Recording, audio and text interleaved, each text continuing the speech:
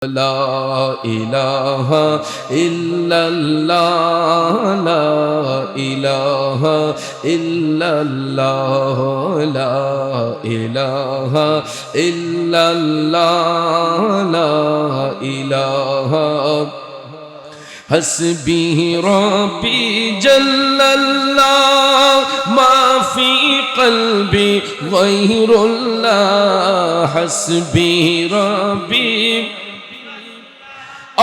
ما في قلبي غير الله نور محمد صلى الله پڑھیے لا إله إلا الله إلا الله إلا الله إلا الله إلا الله إلا الله إلا الله إلا الله إلا الله لا إله إلا الله لا إله दोनों मकामे हे अल्लाह दोनों जहां में हे अल्लाह कौन मकामे हे अल्लाह दोनों जहां में हे अल्लाह जिस्म में जामी हे अल्लाह पढ़िए ला इलाहा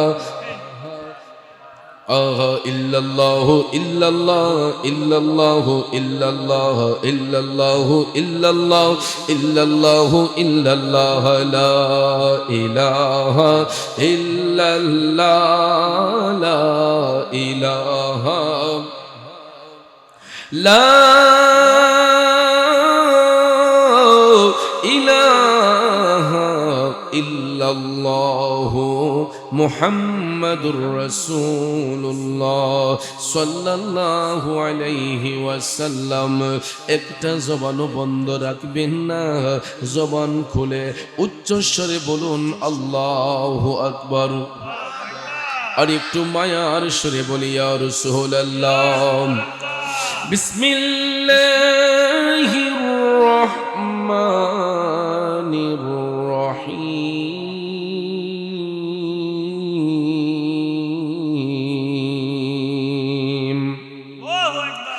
هو الذي يصوركم في الأرحام كيف يشاء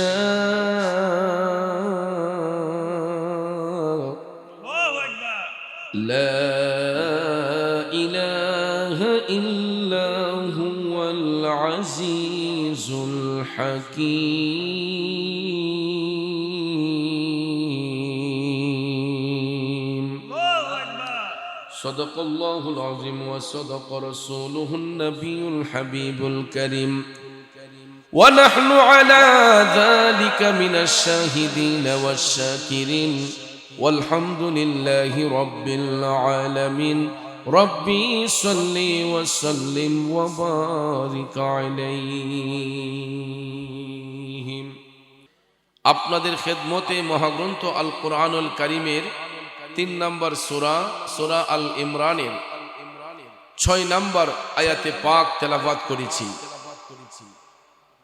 যেই আয়াতে পাকের মাধ্যমে আল্লাহ সুবহানাহু ওয়া তাআলা পৃথিবীর শ্রেষ্ঠ জাতি মানুষ জাতিকে উত্তম রূপে সম্মানিত করেছেন জোরে কোন সুবহানাল্লাহ খুব অল্প সময়ে আয়াতে পাকের মূল অর্থ তাফসীরের ভাষায় কিছু আলোচনা এসেছে এইগুলো উপস্থাপন করে মিলাদ শরীফ হবে আর একটু জিকিরের তালিম হবে সবশেষে মোনাজাতের মাধ্যমে আমরা তাবারুক গ্রহণ করে আপন আপন বাড়িতে যাব আল্লাহ পাক যেন শেষ মোনাজাত পর্যন্ত আমাদেরকে বসার সুযোগ দান করেন আমরা বলি আমিন ভাইয়ের আমার পৃথিবীতে আল্লাহ রাব্বুল আলামিন আহকামুল হাকিমিন যত জাতি সৃষ্টি করেছেন এরই মধ্যে মানুষ হচ্ছে আশরাফুল মাখলুকাত সৃষ্টির সেরা জীব কথা কোন ঠিক কিনা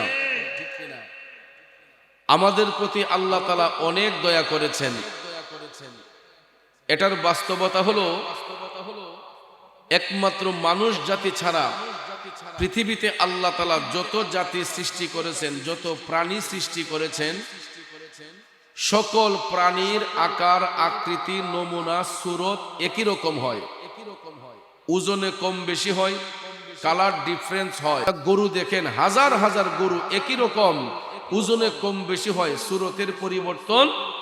কিন্তু আল্লাহর সৃষ্টির আদম সন্তানদের দিকে তাকান, সব কিছু ঠিক, কিন্তু কারো সুরতের সাথে কারো সুরতের কোনো মিল।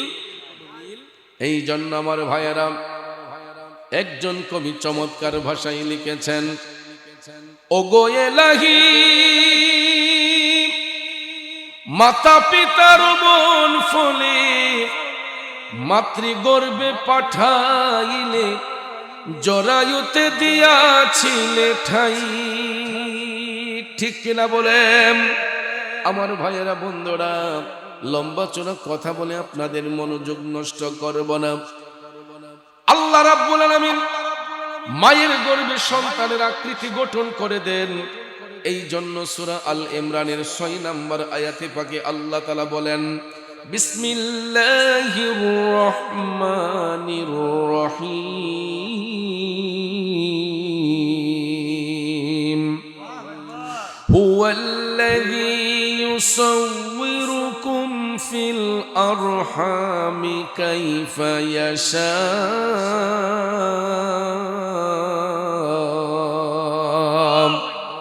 আল্লাহ তাআলা বলেন, তিনি সেই সত্তা যিনি মায়ের জরায়ুর মধ্যে তোমাদের আকৃতি গঠন করে দেন। তিনি সেই সত্তা যিনি মায়ের জরায়ুর মধ্যে তোমাদের আকৃতি গঠন করে দেন।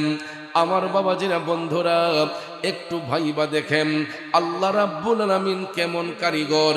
পিতা এবং মাতার সংমিশ্রণে তাদের পবিত্র বন্ধনের মাধ্যমে সন্তান মায়ের পেটে আসে। মাও টের পায় না, বাবাও টের পায় না, তারা দুইজন মধুর ভালোবাসায় লিপ্ত হন। আল্লাহ রাব্বুল আলামিন কুদরতি ভাবে মায়ের গর্ভে সন্তান দান করে। কিভাবে ওই সন্তানটা মায়ের গর্ভে আসে, মাও টের পায় না, বাবাও টের পায় না। কথা কোন ঠিক কিনা? ইভেন পৃথিবীর কেউ টের পায় না। কিন্তু যে কোনো সিমটমের মাধ্যমে যখন মায়ের গর্ভবতী হয়, ওই মায়ের মাসিক ব্যথা যখন বন্ধ হয়, কিছু কিছু লক্ষণ আছে, এইগুলার দ্বারাতে অনেক মারা বুঝতে পারে তাদের গর্ভে আল্লাহ সন্তান দান করেছে। কিন্তু তার আগে কোনো মা কোনো বাবা টের পায় নাই সন্তানটা কখন আসলো, কিভাবে আসলো। আমার আল্লাহ সেই কারিগর, তিনি বাবার মাধ্যমে মায়ের গর্ভে সন্তান দিতে পারেন, বাবা ছাড়াও মায়ের গর্ভে সন্তান দিতে পারেন। এখানে আল্লাহর জাতকে প্রকাশ করার জন্য, কাফেরদের দাঁত ভাঙার জবাব দেওয়ার জন্য আল্লাহ রাব্বুল আলামিন এই আয়াতে পাক অবতীর্ণ করেছেন আমার ভাইয়েরা। কারণ অনেক কাফির মুশরিকরা ঈসা আলাইহিস সালামকে আল্লাহর পুত্র দাবি করত, ঠিক কিনা বলেন? কিন্তু আমার আল্লাহ সেই আল্লাহ, তিনি কাউকে জন্ম দেন না, তিনি কারো কাছ থেকে জন্ম গ্রহণ করেন না। কথা বলেন ঠিক কিনা? আল্লাহ রাব্বুল আলামিন কাউকে জন্ম দেয় না, কারো থেকে আমার আল্লাহ জন্ম গ্রহণ করেও না। এই জন্য আল্লাহ কয়, আমি সেই আল্লাহ, আমি চাইলে পিতার মাধ্যমে সন্তান দিতে পারি, পিতা ছাড়াও সন্তান দিতে পারি। অর্থাৎ ঈসা আলাইহিস সালাম আল্লাহর পয়গম্বর পৃথিবীর মধ্যে এসেছেন। আপনারা বলেন ঈসা নবী কি পিতার মাধ্যমে এসেছেন? ঈসা আলাইহিস সালামকে আল্লাহ রাব্বুল আলামিন কুদরতি ভাবে মা মারিয়াম আলাইহিস সালামের গর্ভে দান করেছিলেন এবং ওই মায়ের গর্ভ থেকে ভূমিষ্ঠ করেছেন। আবার আমরা যখন দুনিয়াতে আসি, আমরা দুনিয়ার আলো বাতাস দেখতে হলে বাবার প্রয়োজন আছে না নাই? মায়ের সাথে বাবার পবিত্র বন্ধন হবে, তারপরে সন্তানটা মায়ের গর্ভে আল্লাহ তাআলা দান করে। আমার আল্লাহ ইচ্ছে করলে পিতা ছাড়াও সন্তান দিতে পারে, পিতার মাধ্যমে সন্তান দিতে পারে। এই জন্য কবি বলেছেন, ও গো এলাহি মাতা পিতার মন ফলে মাতৃগর্ভে পাঠাইলে জরায়ুতে দিয়াছিলে ঠাই। আমার মাতা পিতা টের পাইল না তোমারে আজব ঘটনা, আলেমুল গাইবে হে আল্লাহ শায়। গো এলাহি তোমার মতো দরদি কেউ নাই, ঠিক কিনা বলেন? তোমার মতো দরদি কেউ নাই। গো এলাহি তোমার মতো দরদি কেউ নাই। এ আওয়ালি কান্দার বাবাজিরা, আমার আল্লাহ কেমন কারিগর। মায়ের গর্ভে সন্তান আল্লাহ দান করে, মায়ের জরায়ুর মাধ্যমে আল্লাহ তাআলা লুৎফের সাহায্যে মায়ের গর্ভে আল্লাহ সন্তান দান করে দেয়। এরপরে দেখেন তিনি কেমন কারিগর। ওই সন্তানটা মায়ের গর্ভে থাইকা আস্তে আস্তে বড় হয়, মায়ের মুখের খাবার সন্তানের মুখের খাবার হয়, মায়ের মুখের খাবার সন্তানের শরীরে পুষ্টি হয়, মায়ের মুখের খাবার সন্তান দেহে মায়ের পেটের মধ্যে বড় হওয়ার সুযোগ হয়। লক্ষ্য করে দেখবেন যখন 8 মাস 9 মাস পার হইয়া যায়, ওই মায়ের গর্ভে সন্তানটা একেবারে পরিপূর্ণ হইয়া যায়, হাত হইয়া যায়, পাও হইয়া যায়, নাক হইয়া যায়, মুখ হইয়া যায়, মাথার মধ্যে চুলও উঠে যায়।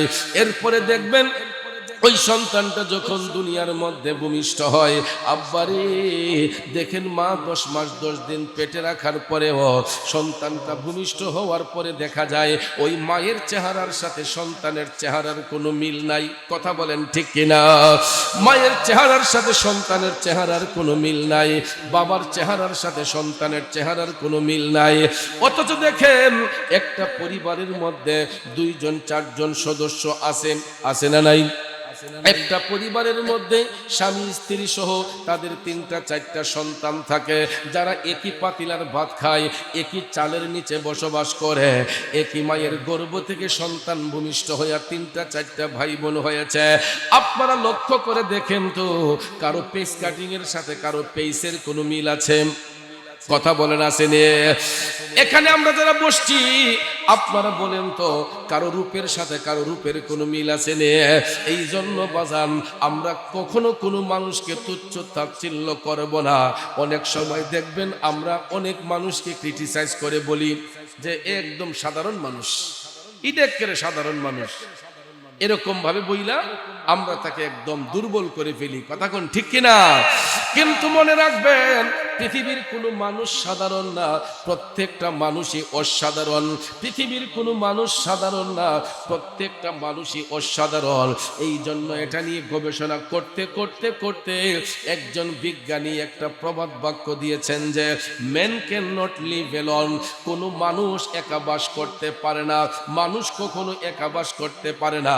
অনেক সময় কালো লোকটারও প্রয়োজন হয়, অনেক সময় অন্ধ লোকটারও প্রয়োজন হতে পারে। ঠিক কিনা বলেন?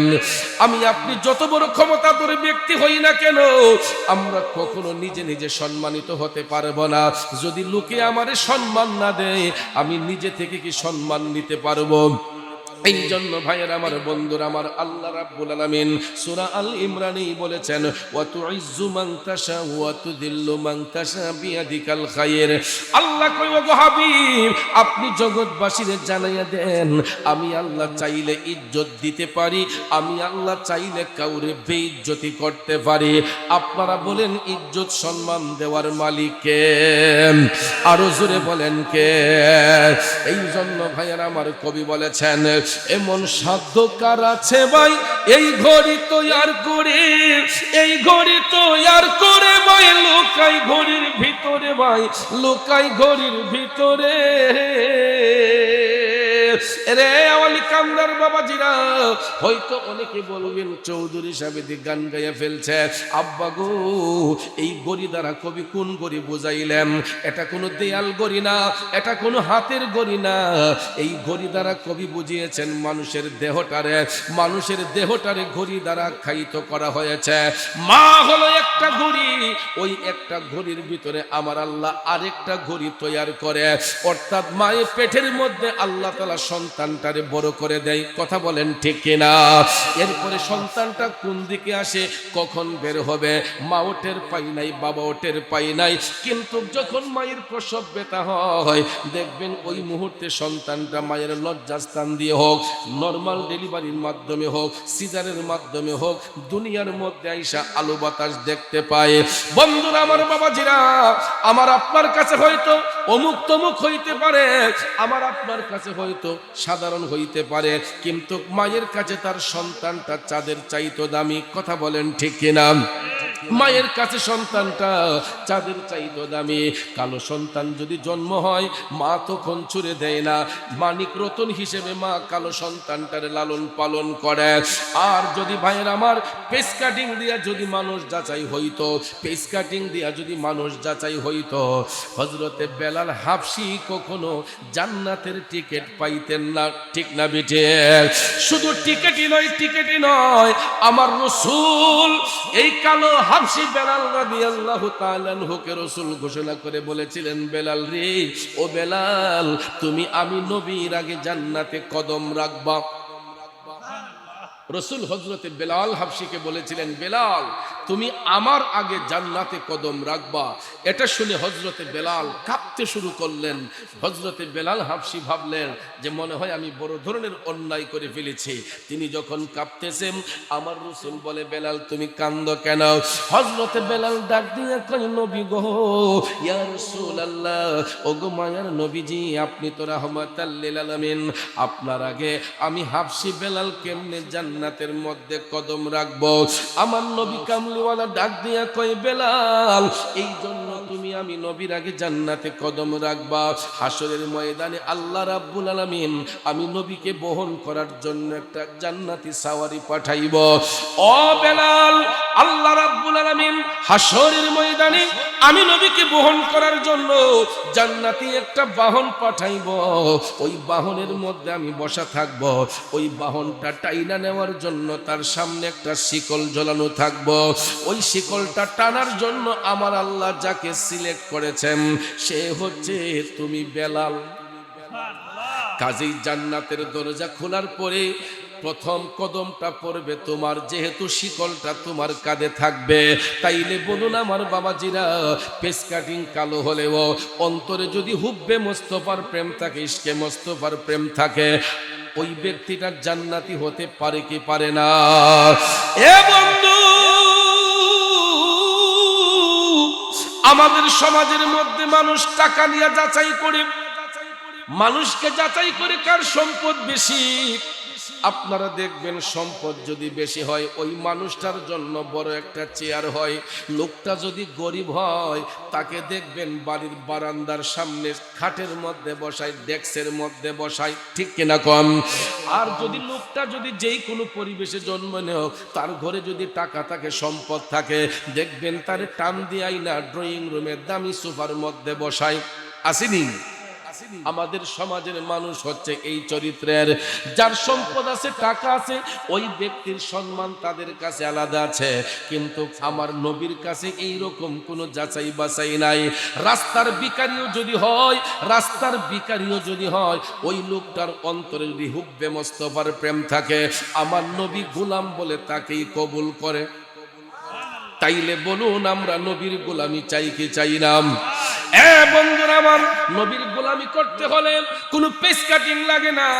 নবীর গোলামি করতে গেলে কোনো টাকা লাগে না, সম্পদ লাগে না বাজানো। কারণ সাহাবীদের মধ্যে সবচাইতে গরিব সাহাবী ছিলেন হযরতে বেলাল হাবশী রাদিয়াল্লাহু তাআলা আনহু। বন্ধুরা বাবাজিরা, এই যে দেখেন আমরা ছামিয়ানার নিচে বসলাম, কত দামি দামি কাপড় পরে বসলাম, কত রঙের কাপড় পরে বসলাম। আমাদের কাপড়গুলা দেখবেন কত দামি দামি, অনেক রঙের কাপড় আমরা এখানে পইরা বসলাম। কিন্তু আমার নবীর সাহাবী হযরতে বেলাল, তিনি এমনই অর্থশূন্য ছিলেন, এমনই গরিব ছিলেন রে আব্বা, সতর ঢাকার মতো কোনো কাপড় হযরতে বেলালের ছিল না।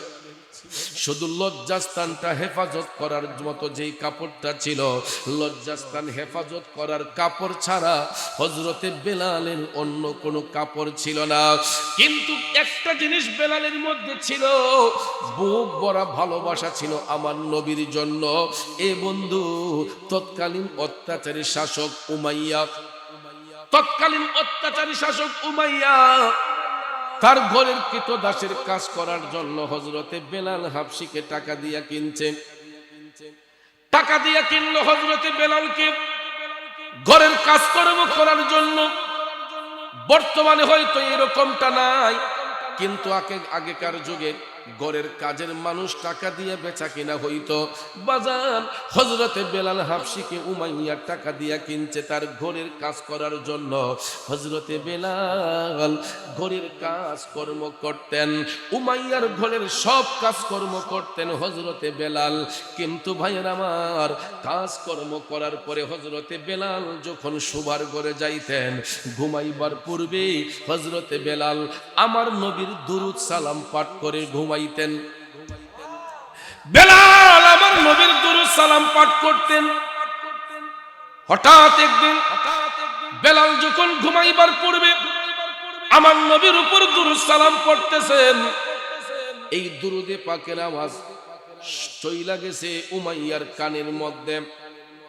সেই বিয়াদব উমাইয়া যখন শুনল বেলালের কণ্ঠে ইসলামের ঢঙ্কা বাজতেছে, যখন উমাইয়া শুনল বেলালের কণ্ঠে ইসলামের ধ্বনি উঠতেছে, কালেমার ধ্বনি উঠতেছে, উমাইয়া ডাক দিয়া কয়, বেলাল আমার টাকার কিনা গোলাম হইয়া তুই মুহাম্মদের কালেমা পড়বি? নাউজুবিল্লাহ কন। উমাইয়া ডাক দিয়া কয়, বেলাল আমার টাকার কিনা গোলাম হইয়া তুই মুহাম্মদের কালেমা পড়তে পারবে না। হযরতে বেলাল উমাইয়ার কথার মধ্যে কোনো তোয়াক্কা করেন নাই। এই রকম ভাবে প্রথম দিন বলল, দ্বিতীয় দিন আরেকবার বলল, তৃতীয় দিন যখন একই বক্তব্য দিল, হযরতে বেলাল ডাক দিয়া বললেন, মনিব আমি তো তোমার কাজ করার জন্য এসেছি, আমি তোমার ঘরে বিক্রি হয়েছি কাজের জন্য, আমার ঈমান তো তোমার কাছে বিক্রি করি নাই, আমি বিক্রি হয়েছি তোমার ঘরের কাজ করার জন্য, আমি কাজ করব, প্রয়োজন হলে আমার কাজ আরো বাড়িয়ে দাও, কিন্তু আমি তো তোমার ঘরে বিক্রি হই নাই, ঈমান তো আমি তোমার কাছে বিক্রি করি নাই, আমি কাজ করার ইচ্ছার জন্য আসছি, আমি কাজ করব, কিন্তু আমি ঈমান কখনো বিসর্জন দেব না, তোমার যদি পছন্দ না হয় তুমি আমাকে বিদায় করে দাও, কিন্তু আমি হাসি মুখে জীবন দেব, কিন্তু কালেমার মালা গলে পরে রাখবো, কালেমার ধ্বনি কখনো ছাড়তে পারবো না। যখন হযরতে বেলাল উমাইয়ার মুখে মুখে এই উত্তর যখন দিলেন, বাজানো উমাইয়ার হাতের মধ্যে একটা চাবুক ছিল, ওই চাবুকটা হাতের মধ্যে নিয়া হযরতে বেলালের খালি শরীর, গায়ের মধ্যে কোনো কাপড় নাই, পিঠ মুবারকের মধ্যে সেই অত্যাচারের শাসক উমাইয়া যখন হাতের চাবুক দিয়া ঠাস করে একটা বাড়ি মেরেছে, ওই বাড়ির আঘাতে হযরতে বেলালের চামড়া মুবারক ফাইটা ফিচকি মেরে রক্ত বের হয়ে গেছে। আল্লাহু আকবার। নবী নবী করে আর কত কাল আমি কাঁদব, নবী নবী করে আর কত কাল আমি কাঁদব, আপন নয়নে কবে জানি, আপন নয়নে কবে জানি নূর নবীকে আমি দেখব, নবী নবী করে আর কত কাল আমি কাঁদব। খারাপ লাগতেছে আমার বাবাজিরাম। এ বন্ধু, উমাইয়া যখন মুখে মুখে কথা শুনল, সে তো মনিব বেলাল তার ঘরের চাকর, যখন চাকর মনিবের মুখে মুখে কথা বলে ফেলল, সেই বিয়াদব উমাইয়া হাতের চাবুক দিয়া হযরতে বেলালের পিঠের মধ্যে একটা চাবুক মারছে, চামড়া ফাইটা রক্ত মুবারক বের হইয়া গেছে। হযরতে বেলাল চাবুকের আঘাত খাইয়া মুচকি মুচকি হাসি মারতেছে, পলকে জীবন দিয়ে দেব যদি নবী তুমি চাও, কলিজা টুকরা করে দেব যদি নবী তুমি চাও, ও গোয়ারি জিয়া আমার এই অধমের একবার দেখা দাও, হাবিবি ইয়া রাসূলুল্লাহ, হাবিবি ইয়া হাবিবাল্লাহ, হাবিবি ইয়া রাসূলুল্লাহ, হাবিবি ইয়া হাব। খারাপ লাগতেছে আমার বাবা জিরাও। গভীর মনোযোগ। হযরতে বেলাল ডাক দিয়ে কই, মুনিব একটা চাবুক মেরেছো আর বলতেছো আমি কালেমা সাইরা দিতে, তুমি যদি 1000টা চাবুকও মারো, আমি বেলালের দেহের মধ্যে যতক্ষণ প্রাণ থাকবে আমি আমার নবীর দিন ছাড়ব না।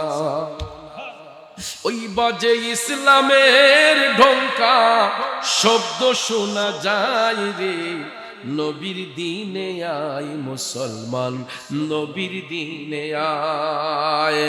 আজকে সমাজের মধ্যে নবী নিয়ে মারামারি, নবী নিয়ে দ্বন্দ্ব। এ বন্ধু বলুন তো, আমরা মারামারি করতে পারি নবীর নিয়া, কিন্তু এই পর্যন্ত বলেন তো কয়দিন কয় ফোঁটা চোখের পানি আমার নবীর জন্য দিছে? কয় ফোঁটা চোখের পানি আমার নবীর জন্য দিয়েছেন? শরীরের মধ্যে কয়টা চাবুকের আঘাত আমার নবীর জন্য লাগাইছেন? একটু ভাইবা দেখো মুসলমান, কয়টা চাবুকের আঘাত আমার আপনার গায়ে লেগেছে? আমরা শুধু মুখে মুখে ভালোবাসি ভালোবাসি বলি, কিন্তু হযরতে বেলাল মুখে মুখে নবীরে ভালোবাসে নাই। দেখেন বাস্তবে বেলাল কি নির্যাতন সহ্য করলেন। হযরতে বেলাল আর্থিক দিক দিয়ে তিনি হয়তো গরিব ছিলেন, কিন্তু ঈমানি শক্তি ওনার বেশি ছিল। ঈমানি শক্তিতে বলিয়ান ছিলেন হযরতে বেলাল হাবশী রাদিয়াল্লাহু তাআলা আনহু। ডাক দিয়া কই, মুনিব একটা চাবুক মেরে বলতেছো কালেমা ছেড়ে দিতে, আমার গায়ে যদি 1000টা চাবুক মারো আমি বেলাল জীবন দিতে পারবো, নবী ছাড়তে পারবো না। এটা বলার সাথে সাথে সেই অত্যাচারী শাসক উমাইয়া একটার পর একটা বেদরক চাবুক মারতে শুরু করলো। চাবুক যখন মারতে শুরু করলো, বেলাল হাবশী রাদিয়াল্লাহু তাআলা আনহুর পুরাটা শরীর ক্ষত বিক্ষত রক্তাক্ত হয়ে গেছে। এ আওয়ালি কান্দার বাবাজিরা, পুরাটা শরীর ক্ষত বিক্ষত। বেলাল হাবশী চোখের পানি ছাইরা কান্দে। আমার নবীর মহব্বত অন্তরে নিয়া বেলাল হাবশী ঈমানি চেতনায় বলে, 1000টা চাবুক মারলেও আমি আমার নবীর দিন ছাড়বো না। এতগুলা চাবুকের আঘাত খাওয়ার পরেও বেলাল হাবশী যখন বলতেছেন আমি নবীর দিন ছাড়বো না, তখন উমাইয়া বলতেছে, রাখ বেলাল, তোরে এমন সাজা দেব, এমন সাজা তোকে দেব, তুই মুহাম্মদের দিন ছাড়তে বাধ্য হবি। জোরে জোরে কোন নাউজুবিল্লাহ। পরের দিন দেখেন হযরতে বেলালের 2টা হাত বেঁধে ফেললো। সেই অত্যাচারী শাসক বেলাল হাবশীর 2টা পা বেঁধে ফেললো। একদিকে দেখা যায় হযরতে বেলালের পুরাটা শরীর ক্ষত বিক্ষত, অপর দিকে হযরতে বেলালের 2টা হাত বাঁধা হয়ে গেছে, পাও বাঁধা হয়ে গেছে। আব্বা আপনারা বলেন তো, হাত পা যদি বাঁধা হইয়া যায় কোনো মানুষ কি আর নড়তে পারে? পারে? হাত পা যদি বাঁধা হইয়া যায় কোনো মানুষ আর চলার শক্তি থাকে না। হযরতে বেলাল নবীকে ভালোবাসার কারণে 2টা হাত বেঁধে ফেললো, পাও বেঁধে ফেললো। এখানেই শেষ নয়। সেই দিনের বেলা তীব্র তাপ দাহের মধ্যে সৌদি আরব যারা থেকেছেন, মিডল ইস্টে যারা থেকেছেন, এরা বুঝতে পারবে মরুভূমির মধ্যে গরমের তাপটা কত প্রকার ও কি কি। আমাদের ছেলেগুলা যদি বিদেশ থাকে এদেরকে জিজ্ঞেস করে দেখবেন যে মরুভূমির মধ্যে তাপমাত্রা কেমন থাকে। আমাদের দেশে সাধারণত 45 ডিগ্রি 48 ডিগ্রি যখন গরমের তাপ হয় তখন আর গায়ে কাপড় রাখা যায় না, ঠিক না বেঠিক? আর মরুভূমির মধ্যে সব সময়, মরুভূমির মধ্যে দুপুর বেলা সব সময় তীব্র তাপদাহ কমপক্ষে 50 থেকে 55 ডিগ্রি হয়ে যায়। ভাইয়ার আমার এখন চিন্তা করে দেখেন কেমন তাপদাহ মরুভূমির মধ্যে। আপনি খালি পা দিয়ে হাঁটবেন দূরের কথা, জুতা পাও দিয়েও মরুভূমিতে হাঁটা যায় না। এই বালির যদি একটু তাপ পায়ের মধ্যে লাগে, পায়ের তলায় লাগে, তাহলে ঠসা পড়ে যায়। বাস্তব অভিজ্ঞতা থেকে আমি বলতেছি। আমি যখন গরম সিজনে সৌদি আরব গেলাম তখন দেখতে পেলাম মরুভূমি এলাকার মধ্যে দিয়ে যখন সফর করতাম, গাড়ির গ্লাসটা হালকা ফাঁক করলে যেন মনে হতো কে যেন আগুনের তাপ দিচ্ছে। কারণ সেখানে তো গাড়ির মধ্যে 24 আওয়ার্স এসি, লিমিটেড গাড়ি এসি থাকে। কিন্তু ভাইয়ের আমার, হালকা একটু গ্লাসটা ফাঁক করলেই যেন লাগে কে যেন আগুনের তাপ মুখের মধ্যে দিচ্ছে। সেই মরুভূমির গরম বালি দুপুর বেলা টানা রোদ্রের মধ্যে হযরতে বেলালের দুইটা হাত বেঁধে ফেললো, দুইটা পা বেঁধে ফেললো। অত্যাচারী শাসক উমাইয়া হযরতে বেলালের রক্তমাখা শরীরটাকে নিয়ে মরুভূমির উত্তপ্ত বালির মধ্যে, গরম বালি, হযরতে বেলাল হাবশিকে ওই বালির মধ্যে শোয়াইয়া বুকের উপরে মনের মন পাথরের চাপ দিয়া রাখছে। বেলালের পিঠের নিচে গরম বালি। আপনারা একটু ভাইবা দেখেন, কাটা গায়ের মধ্যে যদি কেউ লবণের ছিটা দেয়, কাটা গায়ের মধ্যে যদি কেউ গরম পানি ঢাইলা দেয়, কাটা গায়ের মধ্যে যদি কেউ গরম বালি ঢাইলা দেয়, আপনারা বলেন তো ব্যথার পরিমাণটা কমবে না বাড়বে? এ বন্ধু, বেলাল হাবশির পিঠের নিচে গরম বালি, বুকের উপরে মনের মন পাথর। এখন প্রশ্ন হলো, কেন বেলালের পিঠের নিচে গরম বালি?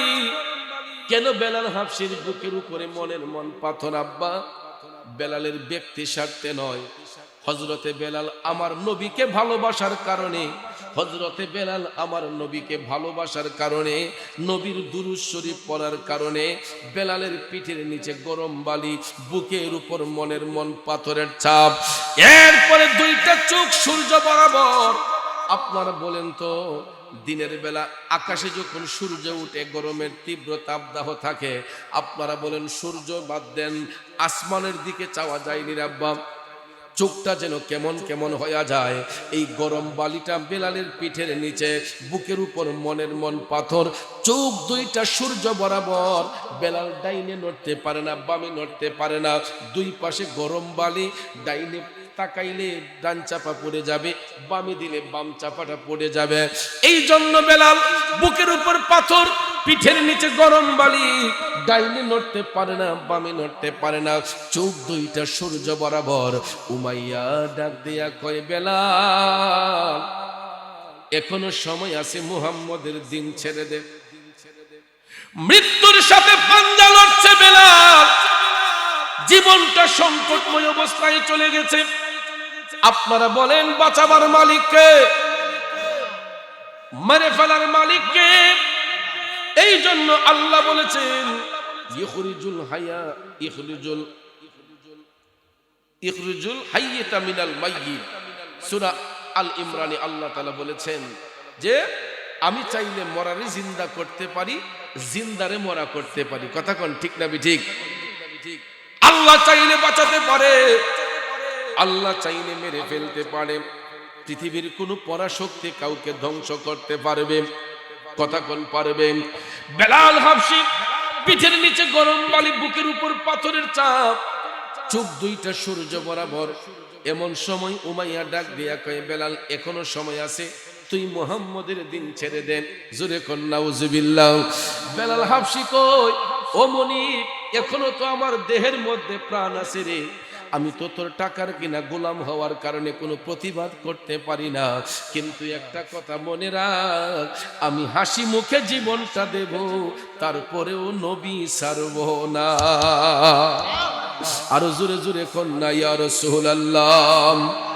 এ বন্ধুরা আমার, বাবাজিরা গো, হযরতে বেলাল হাবশি যখন এই কথা বলতেছেন, উমাইয়া তো একদম অবাক হয়ে গেছে। কিরে, তার এত সাজা দেওয়ার পরও বলতেছে মুহাম্মদের দিন ছাড়বে না। এক পর্যায়ে সূর্য যখন ডুবে ডুবে, বাপ সূর্য ডুবে গেল, এখন কি করবে? দিনের বেলা গরম বালি পিঠের নিচে দিয়ে রাখতো, সন্ধ্যা যখন হয়ে যেত হযরতে বেলালকে ঘরের পালার সাথে বাইদা বেদরক মারপিট করত। নাউজুবিল্লাহ কোন। আপনারা বলেন, আঘাতের উপরে আরেকটা আঘাত যদি লাগে, ব্যথার পরিমাণ বাড়বে না কমবে? এ আমাদের কান্দার বাবাজিরা, গভীর মনোযোগ। সারাটা শরীর ক্ষত বিক্ষত, রক্তাক্ত। এরই মধ্যে দিনের বেলা হযরতে বেলালকে রোদের তাপে রাখতো, পিঠের নিচে গরম বালি, বুকের উপরে পাথর। সন্ধ্যাবেলা ঘরের পালার সাথে বাইদা বেদরক মারপিট করত। সারাটা রাইতে আরো দেহগুলা ফাইটা যেত, রক্তগুলা ভাইসা যাইতো, যেই রকম ভাবে নালা দিয়ে পানি যায় এই রকম ভাবে হযরতে বেলাল হাফসির গায়ের রক্তগুলা মাটি দিয়া গড়াইয়া গড়াইয়া পড়তো। প্রতিদিন যখন টর্চারিং করত, হঠাৎ একদিন দেখা যায় উমাইয়ার বাড়ির সামন দিয়া আমার নবীর প্রিয় সাহাবী, ইসলামের প্রথম সাহাবী, খলিফাতুল মুসলিমিন হুজুর আবু বকর সিদ্দিক রাদিয়াল্লাহু তাআলা আনহু তশরিফ নিয়ে যাচ্ছেন। আমার নবীর সাহাবী হযরত আবু বকর সিদ্দিক রাদিয়াল্লাহু তাআলা আনহু উমাইয়ার বাড়ির পাশ দিয়ে যখন যাচ্ছেন, সিদ্দিক আকবর কান্নার শব্দ শুনতে পাইলেন। কে যেন চিল্লায়া চিল্লায়া উমাইয়ার বাড়ির ভিতরে কান্না করতেছে। আব্বারে, একটা কথা মনে রাখবেন, বেঈমান মুনাফিকের চোখের সামনে কেউ যদি মারাও যায় একটু গিয়া দেখবে না, কিন্তু মুমিন যারা হয়, মুত্তাকি যারা হয়, এরা কখনো কোনো মানুষের কষ্ট সহ্য করে না। ঠিক কিনা কোন? কারণ মুমিনদের অন্তরে তো দয়ামায়া আছে। বেঈমান মুনাফিকের অন্তরে কোনো দয়ামায়া আছে? এরা হচ্ছে হিংস্র, এরা হচ্ছে মানুষ নামের পশু, এই জন্য তাদের কোনো দয়া মায়া নাই। কিন্তু মুমিন ব্যক্তি যারা হয় এদের হৃদয়ে মহব্বত আছে, হুব্বে মোস্তফার প্রেম আছে, এই জন্য এরা কোনো মানুষের কষ্ট সহ্য করে না। জোরে কন্না আল্লাহু আকবার। আবু বকর সিদ্দিক রাদিয়াল্লাহু তাআলা আনহু, এই বাচ্চারা কথা বলো কেন? আবু বকর সিদ্দিক রাদিয়াল্লাহু তাআলা আনহু কান্নার শব্দ যখন শুনলেন, কান্নার শব্দ শুইনা আবু বকর সিদ্দিকের মায়া হয়ে গেছে। কেরে এইভাবে উমাইয়ার বাড়িতে কান্না করতেছে? হযরতে আবু বকর সিদ্দিক হাইটা হাইটা হাইটা চলে গেলেন উমাইয়ার বাড়ির ভিতরে। ভিতরে ঢুকেই তিনি দেখতেছেন ঘরের পালার সাথে যেই রকম ভাবে আমরা গৃহপালিত পশু বাইদা রাখি, হযরতে বেলাল হাফসিকে ঘরের পালার মধ্যে বাইধা এমন ভাবে নির্যাতন করছে, এমন ভাবে টর্চারিং করছে, হযরতে বেলাল হাফসির গায়ের রক্তগুলা মাটি দিয়া গড়াইয়া গড়াইয়া যাচ্ছে। টাটকা রক্তগুলা মাটি দিয়া গড়াইয়া যাচ্ছে। আবু বকর সিদ্দিক টপ টপ করে চোখের পানি ছেড়ে কান্না শুরু করে দিলেন। হে বেলাল, কি এমন অন্যায় করেছো? কি এমন অপরাধ করেছো? কেমন মুনিবের ঘরে চাকরি করো? মুনিব কি কোনোদিন গোলামরে এইরকম টর্চারিং করতে পারে? কিরে বেলাল, তোর পুরাটা শরীরই তো ক্ষত বিক্ষত, এত আঘাত কেমনে সহ্য করতেছো? বেলাল, কি কারণে সহ্য করতেছো? হযরতে বেলাল ডাক দিয়া কয়, ও আবু বকর সিদ্দিক, ও সিদ্দিক আকবর, আমি আমার নবীজিরে ভালোবাসি, আমি আমার নবীর গোলামি ছাড়া অন্য কিছু চাই না। আমি তো অসহায়, আমি গরিব, এই জন্য আমি টাকার কাছে বিক্রি হয়ে গেছি উমাইয়ার কাছে। আমার কাছে এই পরিমাণ টাকা নাই যে আমি তার টাকাগুলা ফেরত দিয়া এই অত্যাচার থেকে মুক্তি নেব, এই জন্য আমি মুখ বুজে আঘাতগুলা সহ্য করতেছি। কিন্তু আমি মারা যাওয়ার আগ পর্যন্ত আমি নবী নবী কইয়াই কাঁদবো। নবী নবী কইরাই আমার মরণ যেন হয় গো, নবী নবী কইরাই আমার মরণ যেন হয়। ভাইরে, ওই মরণে পাইব শান্তি, ওই মরণে পাইব শান্তি, থাকবে না রে ভয়। নবী নবী কইরাই আমার মরণ যেন হয় গো, নবী নবী কইরাই আমার মরণ যেন হয়। খারাপ লাগতেছে বাবাজিরা? তাইলে সাথে সাথে একটু আওয়াজ করে বলুন, নবী নবী কইরাই আমার মরণ যেন হয় গো, নবী নবী কইরাই আমার মরণ যেন হয়। ভাইরে, ওই মরণে পাইব শান্তি, ওই মরণে পাইব শান্তি, থাকবে না রে ভয়। নবী নবী কইরাই আমার মরণ যেন হয় গো, নবী নবী কইরাই আমার। জগতের বন্ধুরা রে, ও মুরব্বী কি বাবা জিরা গো, আমার সম্মানিত মা বোনরা যারা শুনছেন, বলতেছিলাম কি, হযরতে বেলাল ডাক দিয়া কই, ও সিদ্দিক আকবর, আমি আমার নবীরে ভালোবাসি, আমার নবীর জন্য আমি জীবন বাজি রেখেছি, আমার কাছে এমন টাকা নাই এই অত্যাচার থেকে আমি মুক্ত হব, এই জন্য মুখ বুজে আঘাতগুলা সহ্য করতেছে, কিন্তু আমি নবীর দিন ছাড়তে পারবো না।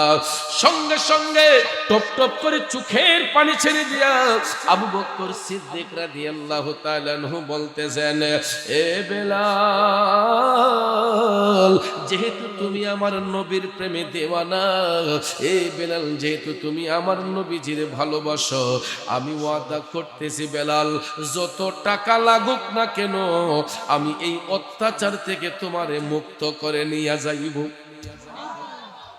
দেখিয়া হযরত বেলাল প্রেমেতে হইয়া মাতা, জীবন যৌবন করিল কুরবান। আরে দেখা তাহার প্রেম ভক্তি বিল্লালকে দিল মুক্তি, পাইল ও মাইয়ার জালাতন। আল্লাহর নবী নূরের নবী গো, আপনি নবী জীবনের জীবন। আল্লাহর নবী ও মায়ার নবী গো, আপনি নবী জীবনের জীবন। ঠিক কিনা বলেন বন্ধুরে? প্রেম যদি করতে হয় আমার নবীর সাথে করো, ভালো যদি বাসতে হয় আমার নবীর জানের চাইতে বেশি ভালোবাসো। এই ভালোবাসার মাঝে কোনো স্বার্থ নাই, এই ভালোবাসার মাঝে কোনো ধোঁকা নাই। যার অন্তরে নবীর ভালোবাসা থাকবে ওই ব্যক্তির উপরে আল্লাহর রহমত থাকবে। এটা আল্লাহ শিখাইয়া দিছে বাজান। আমার আল্লাহ কইছে আতিউল্লাহ ওয়া আতিউর রাসূল। যখন আমি আল্লাহর ইত্তেবা করবা, সাথে সাথে আমার হাবিবের ইত্তেবা করবা। ঠিক কিনা কোন? নবীরে ভালোবাসলে খুশি হন কে? নবীরে ভালোবাসলে খুশি হয় আল্লাহ, নবীরে ভালোবাসলে শয়তান বেজার হয়। কথা কোন ঠিক কিনা? নবীরে ভালোবাসলে বেজার হয় শয়তান, নবীরে ভালোবাসলে খুশি হয় আল্লাহ। তাইলে বলেন আমরা কি আল্লাহরে খুশি করব না শয়তানরে খুশি করব? আল্লাহর যদি খুশি করতে হয় তাইলে প্রেম আমার নবীর সাথে করেন। নবীর সাথে প্রেম করা মানে মৌলা পাকের সাথে প্রেম করা। ঠিক কিনা কম? এই জন্য কবি বলেছেন আল্লাহ মানা নবী মানা নয়, নবী মানলে আল্লাহ মানা হয়।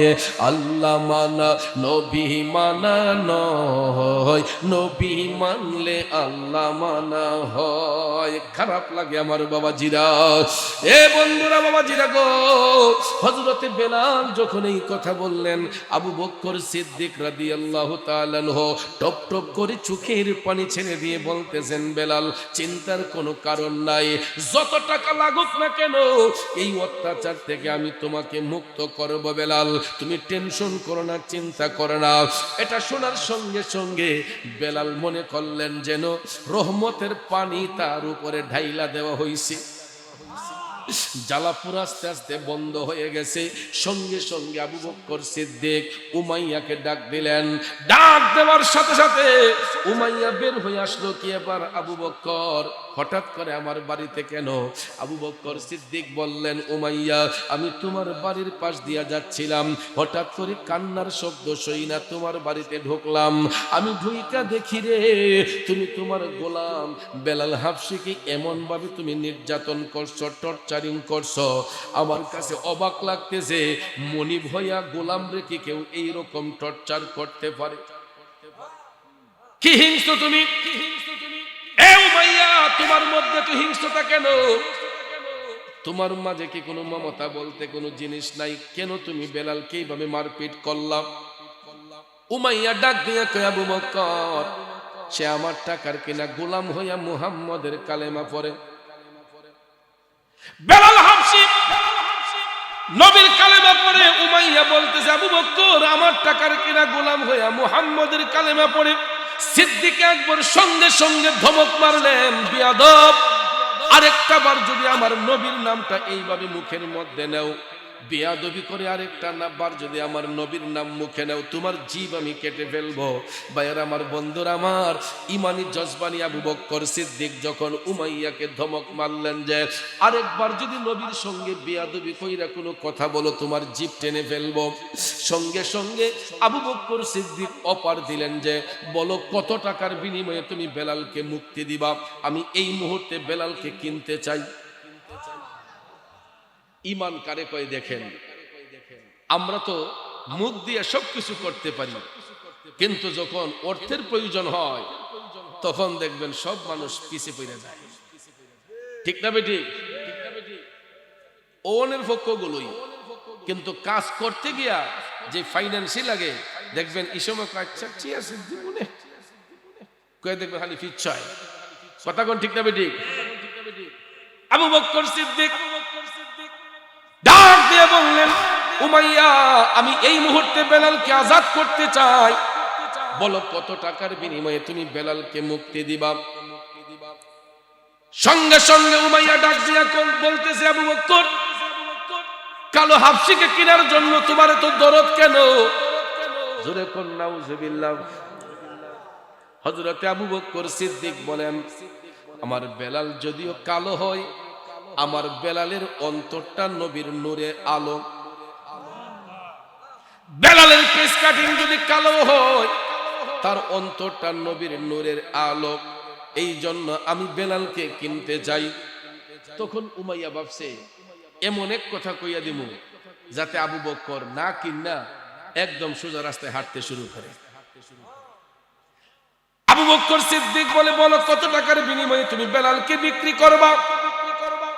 উমাইয়া কয়, যদি আমাকে 1500 দিনার দেও, 1500 দিনার যদি নগদ প্রদান করো, তাহলে আমি বেলালকে আজাদ করে দেব। সুবহানাল্লাহ। কত দিনার? 1500 দিনার।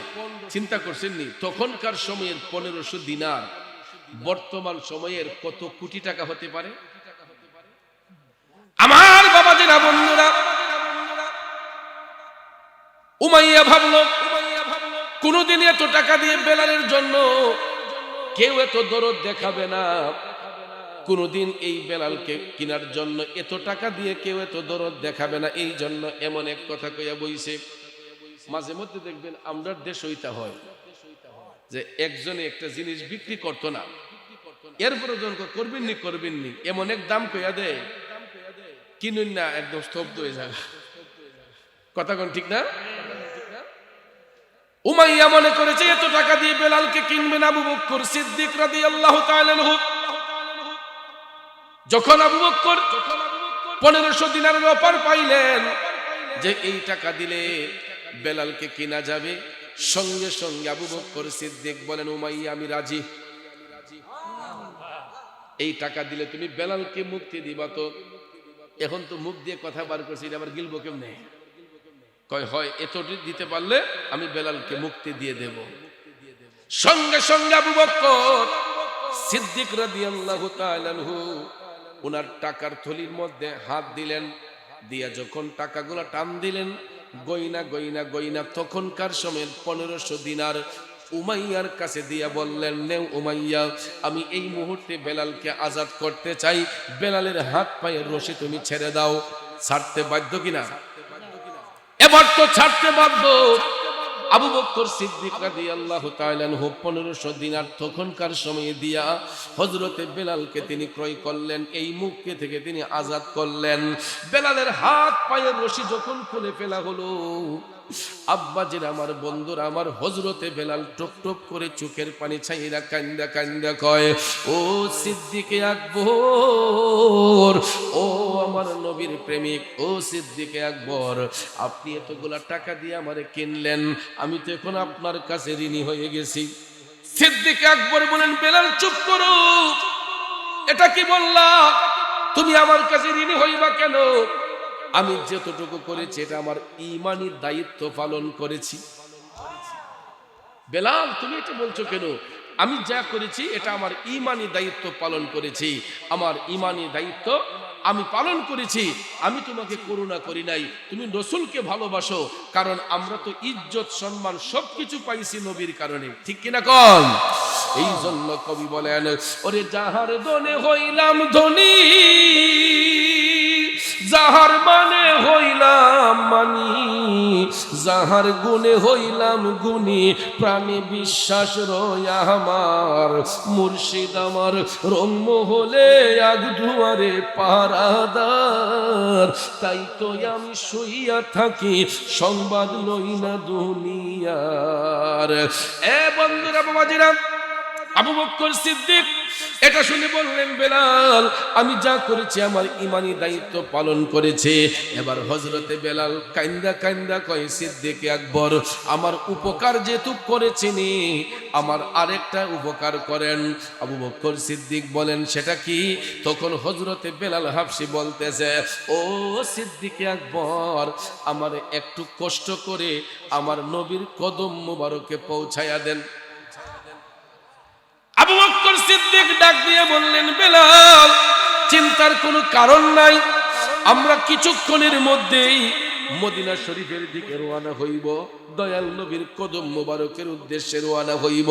এই বলি আমার ভাইয়েরা, সত্যি সত্যি সত্যি গো, পরের দিন হযরতে বেলালকে সাথে নিয়ে আবু বকর সিদ্দিক মদিনা শরীফের দিকে রওনা হইলেন। আল্লাহু আকবার কি বলা যাবে না? মদিনা শরীফের দিকে রওনা হইলেন।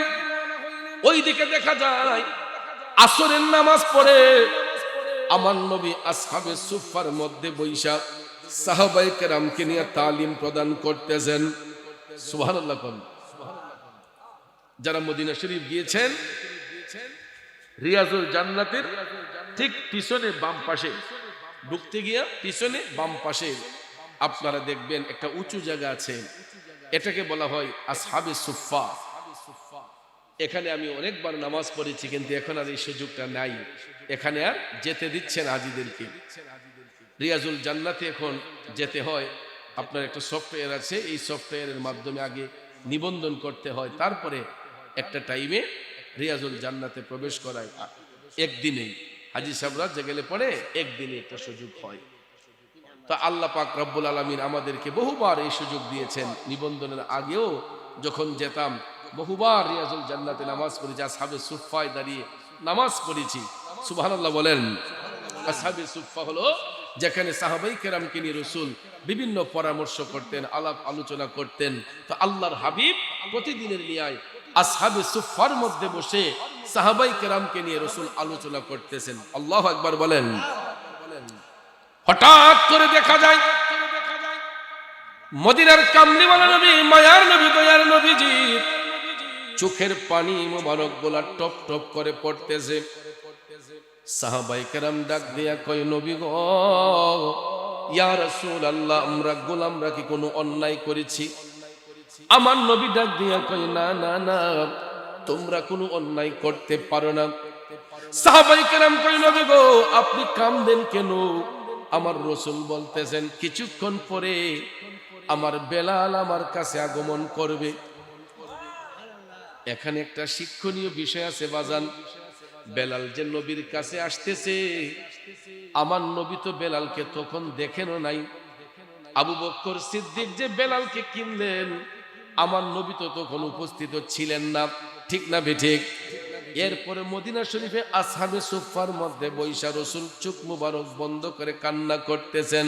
সাহাবায়ে কেরামের প্রশ্নের জবাবে বলতেছেন, আমার বেলাল আমার কাছে আসতেছে। তার মানে বোঝা গেল আমার রাসূল দেখতেছেন হযরতে বেলাল যে নবীর কাছে আসছেন। কথা কোন ঠিক কিনা? আমার বাবাজিরা, বন্ধুরা, গভীর মনোযোগ মনোযোগ। আমরা যে এখানে দ্বীনি আলোচনা করতেছি,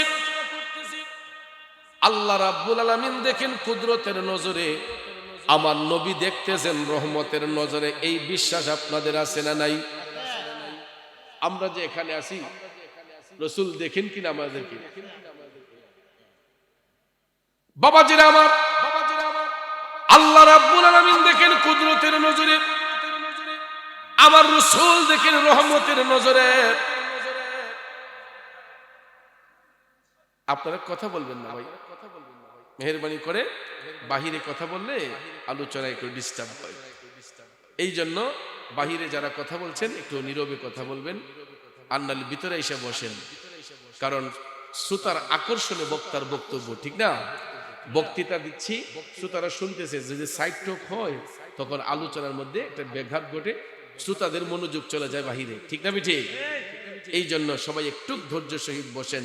কারণ আমরা তো প্রতিদিন আপনাদের গ্রামে আসি না, প্রতিদিন আসি, বৎসরে একদিন মাহফিল করতেছেন, আসছে। যদি আবার হায়াত রিজিক থাকে, আবার যখন মাহফিল 1 বছর পরে হবে, যদি রিজিক থাকে, হায়াত থাকে, আবার আসতে পারে, ঠিক না বাজান? কারণ আমরা তো আপনাদের মেহমান। আপনারা যারা এখানে, আপনারা হলেন মেজবান, আমরা হলাম মেহমান। মেজবানদের দায়িত্ব হলো মেহমানদেরকে ইজ্জত করা, ঠিক না ঠিক? তা আপনারা ইজ্জত অবশ্যই করতেছেন, ধৈর্যের সহিত আলোচনাটা শুনতেছেন। আর বাহিরে যদি 1-2 জন কথা বলে তাহলে সবার মনোযোগ নষ্ট হয়, ঠিক না? আল্লাহ যেন তাদেরকে সহি বুঝ দান করে, সবাই আমিন কন। একটু দুরূদ শরীফ পড়েন, আল্লাহুম্মা সাল্লি আলা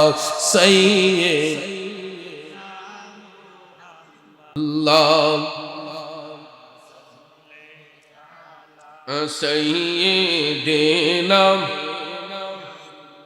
আদনা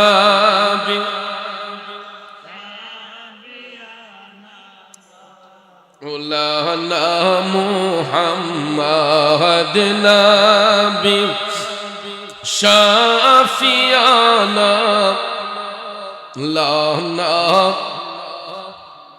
আমার যুবক বন্ধুরা, আমরা কেমন নবীর উম্মত? বেলাল হাবশী নবীর কদমে আসতেছেন, আমার নবী উম্মতের কথা স্মরণ করে টপ টপ করে চোখের পানি ছেড়ে কান্না করতেছেন। সাহাবায়ে কেরাম ডাক দিয়ে কই, নবী গো আপনি কান্দেন কেন? আমার নবী বলতেছেন, আমি আমার বেলালের জন্য কান্দি, বেলাল আমার কাছে আসতেছে।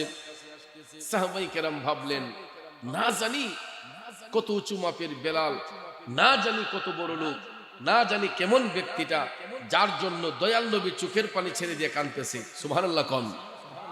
বেলাল হাবশীকে দেখার জন্য সমস্ত সাহাবায়ে কেরাম আবেগ আপ্লুত হয়ে তারা বসে আছেন। হযরতে বেলাল হাবশীকে দেখবেন, নবীর প্রেমিক বেলাল, যার জন্য দয়াল নবী চোখের পানি ছেড়ে কান্না করতেছে। সত্যি সত্যি ভাইয়েরা, অপেক্ষা করতে করতে করতে কিছুক্ষণ পরে দেখা যায় আবু বকর সিদ্দিক রাদিয়াল্লাহু তাআলা আনহুর সাথে একজন ব্যক্তি আমার নবীর কদমে আসলো। আবু বকর সিদ্দিক যখন রাসূলকে সালাম দিলেন, আসসালাতু ওয়াসসালামু আলাইকা ইয়া রাসূলুল্লাহ, হযরতে বেলাল হাবশী রাসূলকে সালাম দিচ্ছেন, আসসালাতু ওয়াসসালামু আলাইকা ইয়া রাসূলুল্লাহ। এমন সময় দেখা যায় রাসূলকে সালাম দিতে গিয়ে হযরতে বেলালের মুখের মধ্যে একটু কথা বেজে গেছে। সালামটা স্পষ্ট হয় নাই, মুখের মধ্যে কথাটা একটু বেজে যাওয়াতে সাহাবায়ে কেরাম হাসি মাইরা উঠছে। সাধারণত দেখবেন আমাদের মধ্যে কেউ তুতলাইয়া কথা কইলে অনেকে দেখবেন সাইড থেকে বইসা হাসে। ভাইয়ের আমার, জবান খুলে দেওয়ার মালিক কে? জবান বন্ধ করে দেওয়ার মালিক কে? আল্লাহ চাইলে জবান খুলেও দিতে পারে, আল্লাহ চাইলে জবানটাকে বন্ধ করে দিতে পারে, ঠিক কিনা কন? আপনারা দেখবেন মাঝে মধ্যে সুস্থ সবল মানুষ হঠাৎ করে ব্রেইন স্ট্রোক হইলে জবান বন্ধ হয়ে যায়, হঠাৎ হার্ট স্ট্রোক হলে, ব্রেইন স্ট্রোক হলে দেহের একটা সাইড অচল হয়ে যায়, মুখ বাঁকা হয়ে যায়, চোখ বাঁকা হয়ে যায়। করেছেন কে? আবার আল্লাহ চাইলে সুস্থ করতে পারে কিনা? আমরা দেখবেন আল্লাহরে ডরাই না, নিজে বাঁচার জন্য ডাক্তারের কাছে যাই, ডাক্তার সাহেব থেরাপি দেয়, ফিজিওথেরাপি দেয়, প্যারালাইসিস রোগ ভালো করার জন্য ফিজিওথেরাপি দেয়। আপনারা বলেন মৃত্যু অবধি পর্যন্ত ডাক্তার সাহেব প্যারালাইসিস রোগ ভালো করার জন্য থেরাপি দিতে থাকে। যদি আল্লাহ সুস্থ না করে দেয়, পৃথিবীর কোন ডাক্তার সুস্থ করানোর ক্ষমতা আছে? কথা বলেন আছে? এই জন্য ভাইয়েরা আমার, হযরতে বেলাল হাবশী নবীকে সালাম দিতে যাইয়া মুখের মধ্যে কথা বেজে গেল। সাহাবায়ে কেরাম একটু হাসি মেরে উঠলেন। আমার রাসূল বিষয়টা একটু মাইন্ড করেছেন। দয়াল নবী সাহাবায়ে কেরামের দিকে একটু রাগান্বিত হয়ে তাকিয়ে বললেন, তোমরা আমার বেলালকে দেখে হাসলা কেন? আমার বেলাল কালো বিদায়, আমার বেলালের গায়ের মধ্যে কাপড় নাই বিধায় নবীজি চোখের পানি ছেড়ে বলতেছে, ও সাহাবারা, ও আমার উম্মতেরা রে, তোমরা আমার বেলালকে দেখে হাসতেছো। আমার বেলাল কেমন ভালোবাসে আমি নবীরে তোমরা জানোনি। দয়াল নবী সাহাবায়ে কেরামকে ডাক দিয়ে বলতেছে, তাকাও তো আমার বেলালের দেহ মুবারকের দিকে, তাকাও তো আমার বেলালের শরীরটার দিকে, তোমরা দেখো তো আমার বেলালের শরীরের মধ্যে এমন কোন জায়গা বাদ আসেনি যে একটা বাড়ি খায় নাই। এ সাহাবারা বলো, তোমরাও তো আমি নবীরে ভালোবাসো, কিন্তু বলো তো আমার জন্য, আমি নবীর ভালোবাসার জন্য তোমাদের গায়ে কয়টা আঘাত খাইছো, কয়টা বাড়ির আঘাত লাগছে তোমাদের গায়ের মধ্যে। এই কথাটা রাসূল বলার সাথে সাথে সাহাবায়ে কেরাম মাথাটা নিচু করে সবাই লজ্জায় কাতর হয়ে গেছেন। এ বন্ধুরা আমার, বাবাজিরা, তখন টক টক করে দয়াল নবী চোখের পানি ছাইরা কান্দা কান্দা কয়, সাহাবারা রে, ও আমার উম্মতেরা শোনো, আমি বেলালের গায়ের মধ্যে যতগুলা চাবুকের আঘাত লেগেছে, একটা আঘাতও বেলাল নিজের জন্য লাগাই নাই, প্রত্যেকটা আঘাত লাগিয়েছে বেলাল আমি নবীকে ভালোবাসার জন্য। আমি রাসূলকে ভালোবাসা আমার বেলালের পুরোটা শরীর ক্ষত বিক্ষত রক্তাক্ত। বলো তোমরা কয়টা বাড়ি আমি নবীর জন্য শরীরে লাগাইছো? এই কথা বলার সাথে সাথে উপস্থিত সাহাবায়ে কেরাম সবাই আমার নবীর কদম মোবারকে লুটাইয়া পয়রা ডাক দিয়া কয়, নবী গো, ইয়া রাসূলুল্লাহ, আজকের মতো আমাদেরকে ক্ষমা করে দেন, আর কোনদিন এই রকমটা আমরা করব না। আমার রাসূল তো দয়ার সাগর, মায়ার সাগর নবীজি। দয়াল নবী তখন সাহাবায়ে কেরামকে বললেন, ঠিক আছে, আর কোনদিন তোমরা এরকমটা করবা না। এই বলিয়া আমার রাসূল হযরতে বেলালের সম্পর্কে বললেন, এখন থেকে বেলাল আমাদের সাথেই থাকবে। রাসূল বললেন, এখন থেকে বেলাল আমাদের সঙ্গেই থাকবে। এটা শোনার সঙ্গে সঙ্গে সাহাবায়ে কেরাম তখন আনন্দিত হইলেন। আমার ভাইয়েরা, বন্ধুরা, দেখেন নবীর হাত মোবারকের ছোঁয়া লাগলে কেমন হয়। অসুস্থ শরীর বেলাল হাফসির সেই রোগাক্রান্ত শরীরটা, ক্ষত বিক্ষত শরীরটার মধ্যে রাসূল যখন নুরানি হাত মোবারক বোলাইয়া দিলেন, ভাইয়েরা আমার, বন্ধুরা আমার, আমরা তো মুখের কালো দাগ, শরীরের কালো দাগ দূর করার জন্য কত দামি দামি সোনো পাউডার ব্যবহার করি, কিন্তু দেখেন আমার নবী কেমন নবী। হযরতে বেলাল হাফসির ক্ষত বিক্ষত শরীরটা, রক্তমাখা শরীরটার মধ্যে জাস্ট রাসূল হাত মোবারক বোলাইয়া দিয়েছেন, দেখা যায় একটা চাবুকের চিহ্ন আর বেলাল হাফসির শরীরে নাই। বেলাল একদম সুস্থ হয়ে গেলেন। আল্লাহু আকবার কি বলবেন না? এই জন্য কবি বলেছেন, সিঙ্গাপুরে যায় অনেকে বেমারি হলে, ভালো সেবা আর ভালো ঔষধ মিলে, খাকে শেফা পাওয়া যায় নবীর দরবারে, সর্বরোগের চিকিৎসা হয় নবীর দরবারে, রোগের শেফা পেতে চলো সোনার মদিনা, রোগের শেফা পেতে চলো সোনার মদিনা, আমরা যাব মদিনা, দেখব সোনার মদিনা, সেই জায়গাটার নাম হলো সোনার না।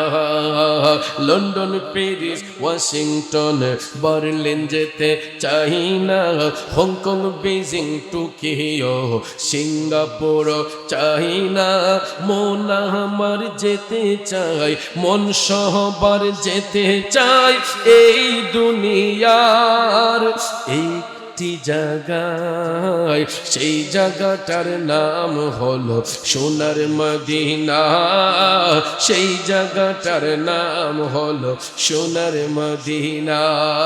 খারাপ লাগতেছে আমার বাবাজিরা, জগতের বন্ধুরা রে,